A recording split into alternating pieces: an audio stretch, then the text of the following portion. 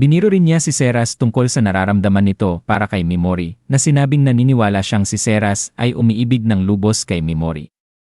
Bagamat unay nag-aatubili, inamin din ni Mimori na labis niyang pinahahalagahan si Seras.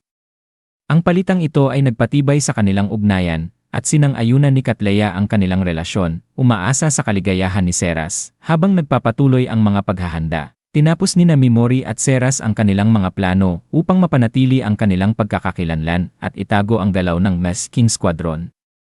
Iminungkahi ni Mimori ang pagpapakalat ng maling impormasyon tungkol sa kanilang susunod na destinasyon upang lituhin ang kanilang mga kalaban.